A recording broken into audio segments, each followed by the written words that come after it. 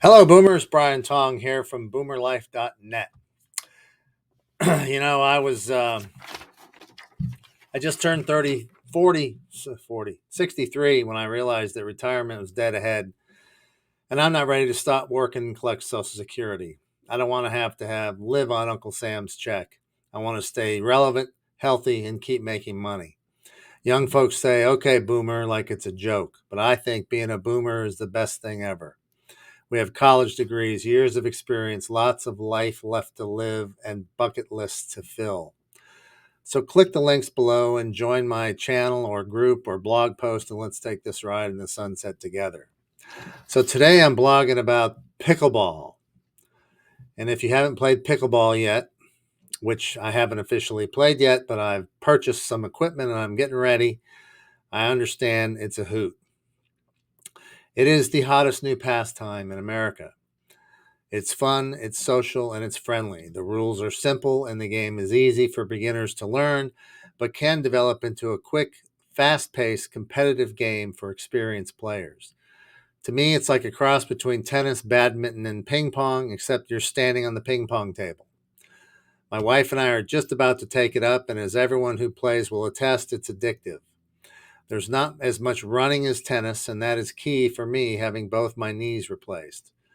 It's fun, and getting good requires hand-eye coordination, tactics, quickness, but skills come quickly.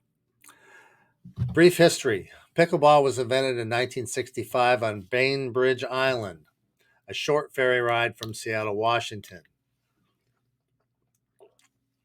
Three dads whose kids were bored with their usual summertime activities are credited with creating the game. Pickleball has evolved from original handmade equipment and simple rules into a popular sport throughout the U.S. and Canada.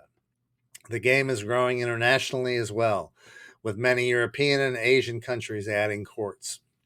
All it takes is an appropriately lined court, a simple wooden paddle, and a hard plastic wiffle ball. Paddle balls can be obtained much more cheaply than quality tennis equipment. Below, I've put a few links where you can purchase some for the same prices as Amazon, but Jeff Bezos has to pay me a little of his commission.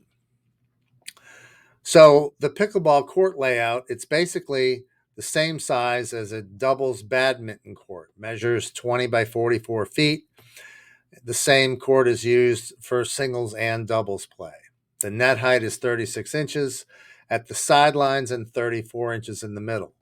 The court is striped similar to a tennis court with the right and left service courts and a 7-foot non-volley zone in front of the net, which is referred to as the kitchen.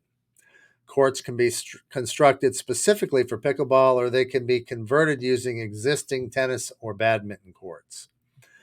The red area in the diagram I put on my blog is called the kitchen. You can only venture there to get a short ball before it bounces twice, but you must immediately retreat because you cannot hit balls out of the air while standing in the kitchen. You can wear anything you want that would be suitable for tennis. There is a new retail store offering a complete line of official USAPA logo apparel items for men and women. And there's also some stuff on Amazon that I put on the blog that could be used in these kind of situations. So how do you play? The best way to play is to take lessons from a certified pickleball instructor.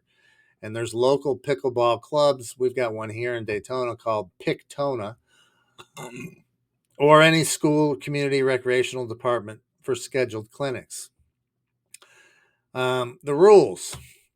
Pickleball can be played as either singles or doubles. Doubles is much more common.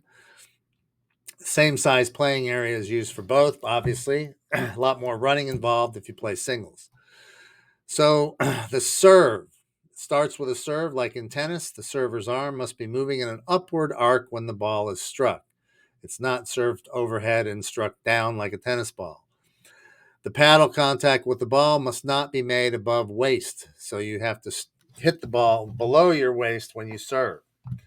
The head of the paddle must not be above the highest part of the wrist at contact, which means you don't use wrist in the serve. A drop serve is also permitted, in which case none of the above elements apply, and I'm not real sure what that means.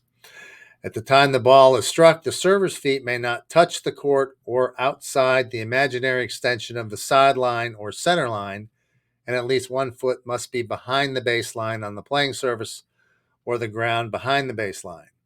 Serve is made diagonally cross-court and must land within the confines of the opposite diagonal court. Only 1 serve attempt is allowed per server.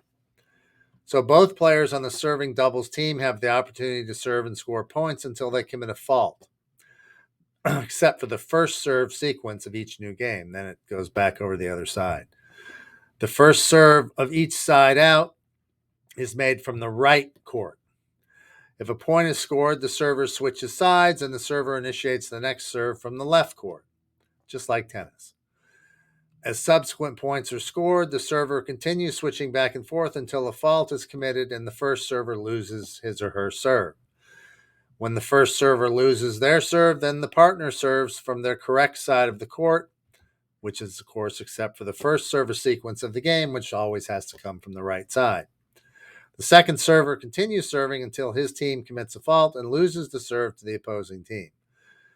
Once the service goes to the opposition at side out, the first serve is from the right court, and both players on that team have an opportunity to serve and score points until their team commits 2 faults. In singles, the server serves from the right when his or her score is even and from the left when the score is odd. At the beginning of each new game, only 1 partner on the serving team has the opportunity to serve before faulting, after which the service passes to the receiving team. So points are scored only by the serving team, and normally they play to 11 and you must win by 2. Tournament games may be to 15 or 21 with winning by 2. There is a 2-bounce rule, which means when the ball is served, the receiving team must let it bounce before returning. You can't hit a serve out of the air. And then the serving team must let it bounce. The receiving team must let it bounce. The serving team, when they hit it back, after it bounces, it has to bounce again before the returning team can hit it. After it's bounced once in each team's court, then both teams may either volley the ball, which is hit the ball before it bounces, or play it off a bounce. The 2-bounce rule eliminates the serve and volley advantage and extends rallies. And I put a diagram in my blog. So the non-volley zone is the court area within 7 feet on both sides of the net, which is called the kitchen. You can't hit the ball from in that zone unless you hit it after a bounce. Line call, a ball contacting any part of any line except in the non-volley zone line on a serve is considered in. A serve contacting the non-volley zone line is short and a fault. A fault is any action that stops play. Any fair method can be used to determine which player or team has first choice of side. You might just draw numbers. So I think we're going to go out and give it a try this weekend. There's a whole bunch more rules and strategy involved, and I'm going to put that in a subsequent blog. But for now, that's it for today. Boomers, have a great day.